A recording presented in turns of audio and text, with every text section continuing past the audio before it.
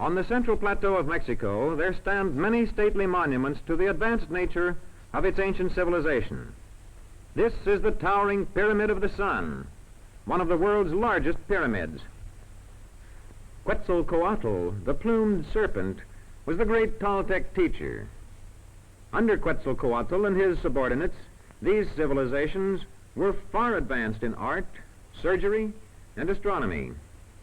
The 12-foot calendar stone of the Aztecs was as accurate as calendars of today. Across this ancient culture, the Spaniards, bearing the cross, but more effectively the cannon, forced their way in the 16th century, a conquest symbolized by this Spanish-type building erected on a ruined pyramid. Today, the paved roads of the Spanish invaders remain, and bridges centuries old but usable. Aqueducts for carrying the precious water. Today, 3 types make up Mexico's population.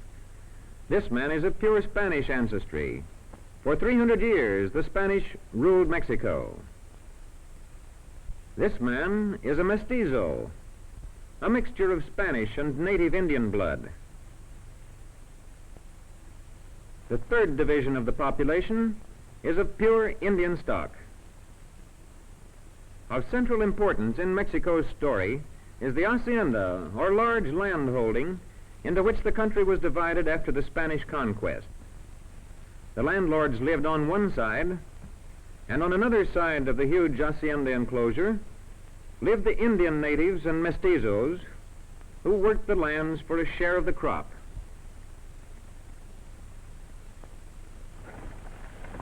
In the big house lived the owner and his family. Close by was the chapel, where religious services were held.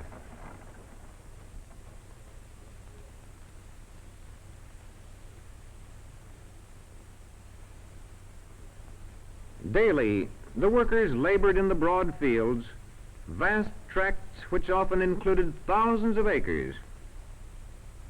However, in 1917, in the Chamber of Deputies, Mexico began to return some of the land to the farming people. Many of the huge holdings were divided.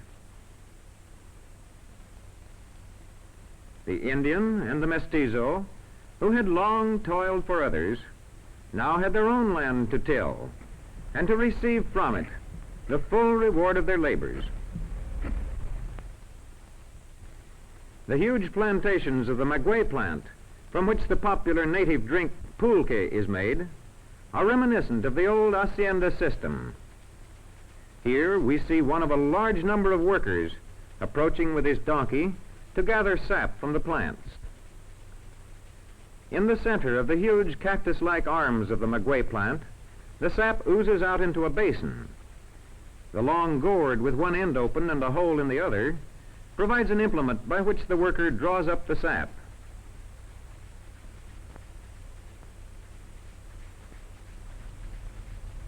When the supply has been taken from the plant, it is carried over and emptied into one of the casks strapped to the back of the donkey. Many workers, even today, are employed on these large land holdings. The pride in possession of their own lands, however, is reflected in the home life of the workers. This mestizo housewife is drawing water for the evening meal. The typical adobe house construction is in evidence. A bed mat of coarsely woven grass stands by the door. While grandmother watches over baby, she does fine hand needlework. She uses the sewing machine only for coarser work, on clothing, for example.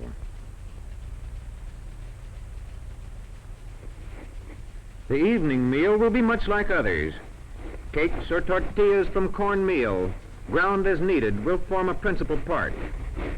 The Mexican housewife may spend as much as 6 hours daily grinding meal from corn on the metate, or grinding stone, the most important article of furniture in every rural household.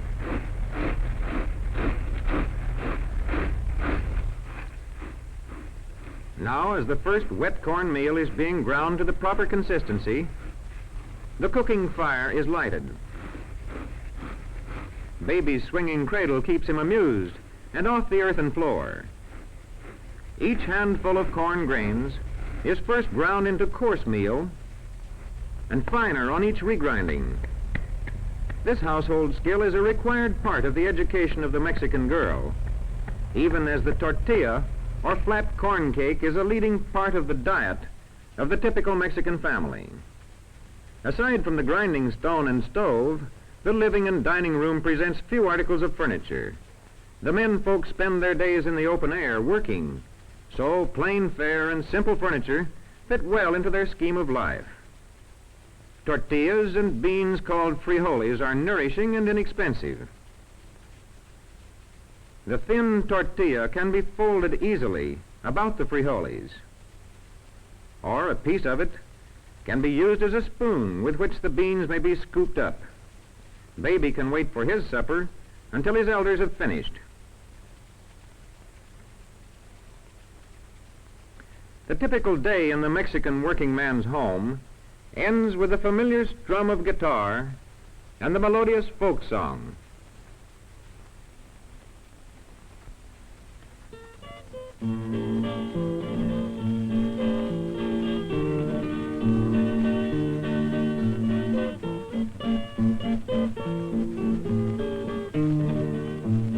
Estrellita marinera, dame razón de mi amor, tú que iluminas el silencio de la noche.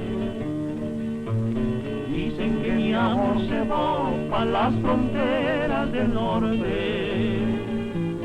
Dime si es cierto para ponerme a llorar.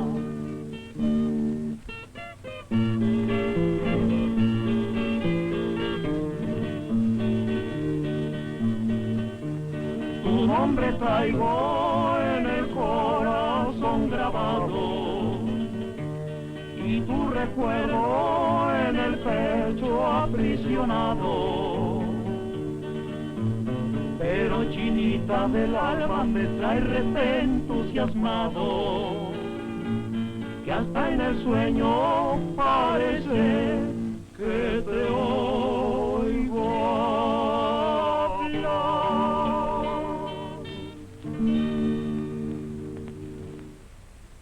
Feast days, or fiestas, come regularly and often to the people of Mexico.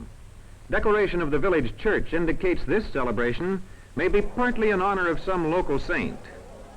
The general feeling, however, is one of joyous abandon with dancing and festival gaiety.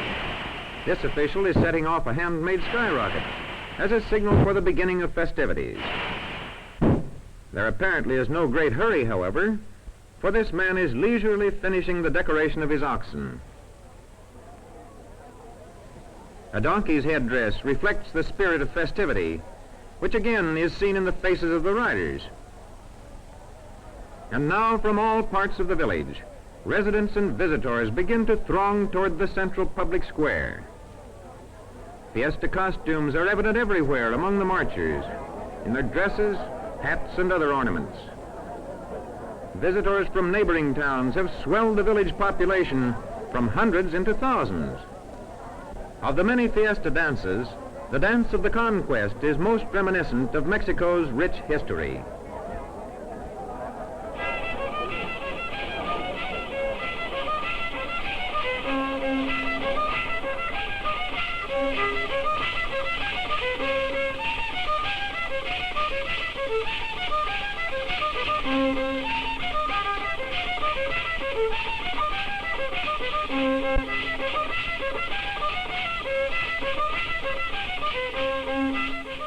The strongest men dress as native Indians. The children of the village dress as Spaniards.